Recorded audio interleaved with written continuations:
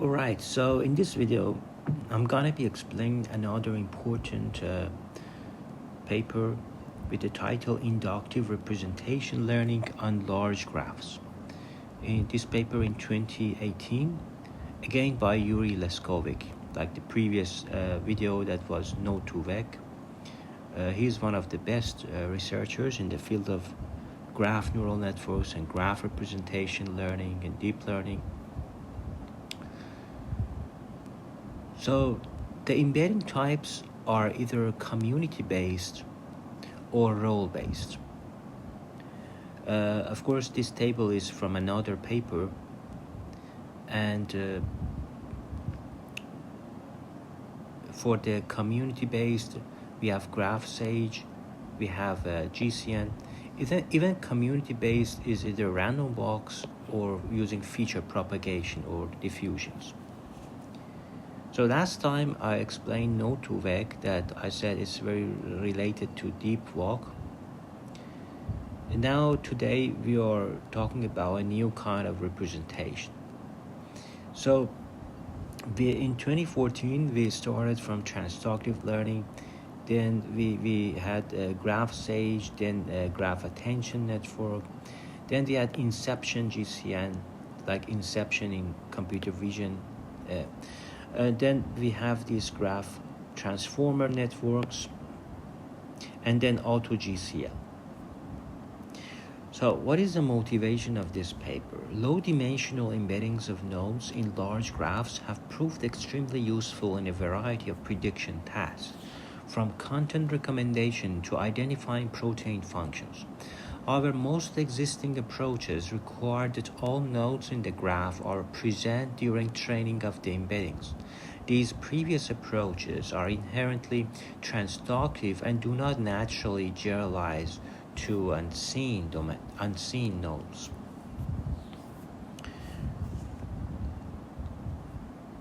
Here we present GraphSage, a general inductive framework that leverages node feature information, for example, text attributes, to efficiently generate node embeddings for previously unseen data. Instead of training the individual embeddings for each node, we learn a function that generates embeddings by sampling and aggregating functions from a node's local neighborhood. Our algorithm outperforms strong baselines and 3 inductive node classification benchmarks. And we classified a category of unseen nodes in evolving information graphs based on citation and Reddit post data. And we show that our algorithm generalizes to completely unseen graphs using a multi-graph dataset of protein-protein interaction. So the proposed method is the GraphSage. We describe embedding generation or forward propagation algorithm, which assumes that the model has already been trained, that the parameters are fixed. So we assume that we have learned the parameters of k-aggregator functions, which aggregate information from node neighbors, as well as a set of weight matrices, which are used to propagate information between different layers of the model or search depth.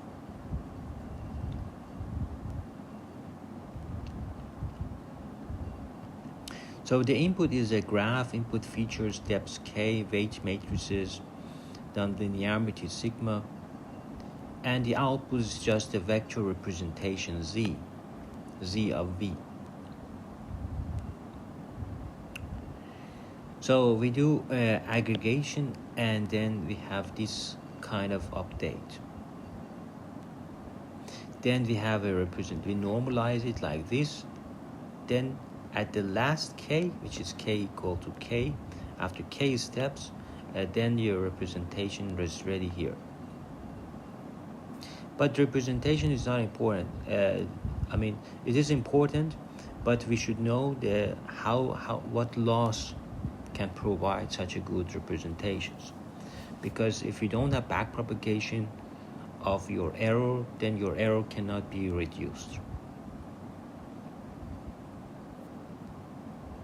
So this is the uh, objective. The graph-based loss function encourages nearby nodes to have similar representations while enforcing that the representation of disparate nodes are highly distinct. So here V is a node that co-occurs near U on fixed length random walk. And sigma is a sigmoid function. Here you see we are sampling from P sub n, which is a negative sampling distribution.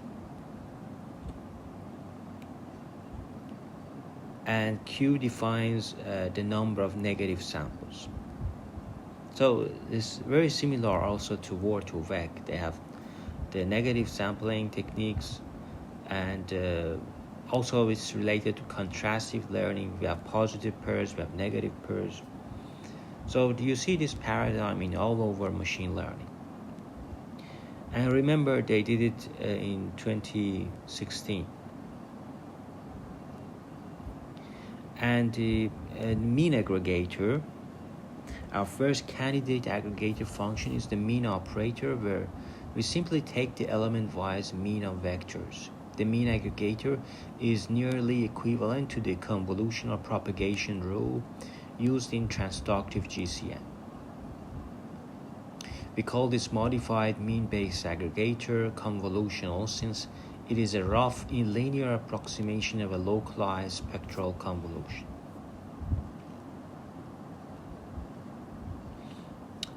And we also examined a more complex aggregator based on an LSTM architecture. So LSTMs have an advantage of larger expressive capability. However, it is important to note that LSTMs are not inherently symmetric, since they process their inputs in a sequential manner. We adapt LSTMs to operate on an unordered set by simply applying the LSTMs to random permutation of nodes neighbors. Or you can use pooling aggregator.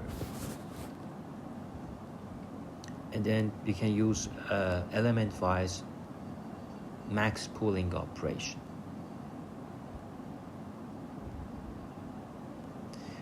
So each neighbor's vector is independently fed through a fully connected neural network. So they did it for different popular datasets like protein-protein interaction. And at that time, they had this F1 using supervised learning. They had this accuracy 60%, and unsupervised F1 score was 48%.